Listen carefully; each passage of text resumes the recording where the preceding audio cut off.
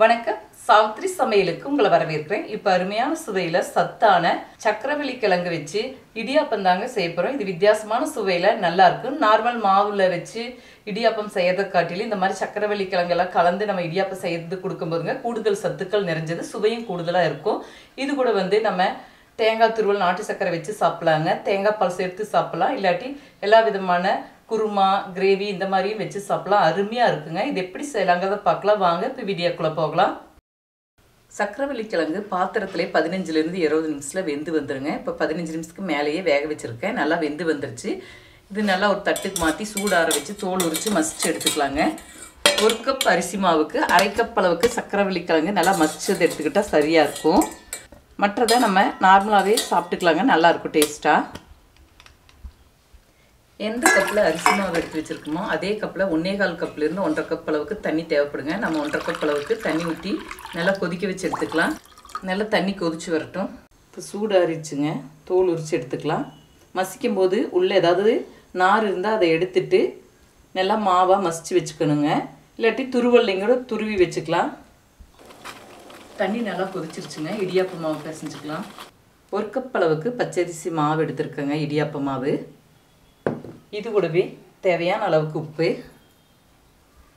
1 teaspoon தேங்காய் எண்ணெய். தேங்காய் எண்ணெய்க்கு பதிலாக நீங்கள் நெய்யும் கூட சேர்த்துக்கலாங்க.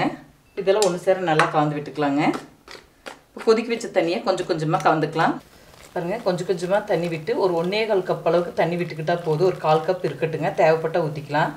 பாருங்கள், சுடு தண்ணி விட்டு நல்லா ஒரு மரக்கரண்டி இல்லாட்டி நார்மல் கரண்டியில் நல்லா கலந்து விட்டுக்கோங்க.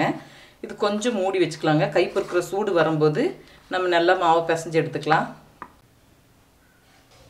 ஓரளவு கை பொறுக்கிற சூட்டுக்கு வந்துருச்சுங்க. மாவை பிசைஞ்சுக்கலாம். இப்போ மாவு ஒன்று சேர நல்லா பிசைஞ்சு வச்சாச்சுங்க. இப்போ இது கூட எந்த கப்பில் மாவு எடுத்துமோ அதே கப்பில் 1/2 கப் அளவுக்கு மசிச்ச சக்கரவள்ளி கிழங்கு எடுத்துருக்கேங்க. இந்த மாவு கூட ஒன்று சேர நம்ம கலந்துக்கலாம்.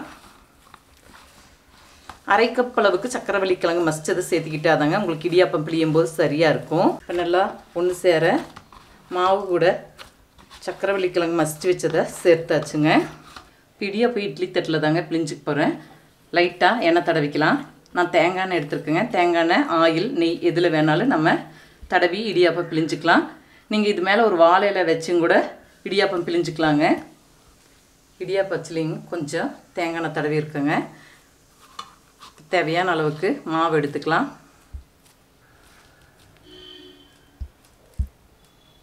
ஒரு 2 சுற்று பிழிஞ்சு விட்டால் போதுங்க. இப்போ தண்ணி நல்லா கொதிச்சிருச்சுங்க. இடியாப்பத்தை வேக வச்சுக்கலாம். ஒரு 5-6 நிமிஷம் வெந்து வந்தாலே போதுங்க, நல்லா வெந்துக்கும். இப்போ மூடி போட்டுக்கலாம். இப்போ 7-8 நிமிஷமே நல்லா இடியாப்பம் வெந்து வந்துருச்சுங்க. இப்போ எடுத்துக்கலாம். இப்போ அடுத்தது புளிஞ்சு வச்சுருக்குங்க, அதையும் வேக வச்சுக்கலாம். இப்போ ஸ்பூனில் எடுத்துக்கலாங்க. பாருங்க, இது மேலே தேங்காய் துருவல் கொஞ்சமாக நாட்டு சக்கரை வச்சு சாப்பிட்டா நல்லாயிருக்கும். விருப்பப்பட்டால் தேங்காய் பால் சேர்த்துக்கலாங்க. இல்லாட்டினா இது கூட எல்லா விதமான வெஜ் குருமா கிரேவி இதெல்லாமே வச்சு சாப்பிடலாம், ரொம்ப நல்லா இருக்குங்க. இப்போ அருமையான சுவையில் சத்தான சக்கரவள்ளி கிழங்கு வச்சு இடியாப்பம் செய்துட்டேங்க. இதே முறையில் செய்து பாருங்கள். இந்த வீடியோ பிடிச்சிருந்தா லைக் பண்ணுங்கள், ஷேர் பண்ணுங்கள், சப்ஸ்கிரைப் பண்ணுங்கள், கமெண்ட்ஸ் பண்ணுங்கள். அடுத்த வீடியோவில் சந்திக்கலாம்.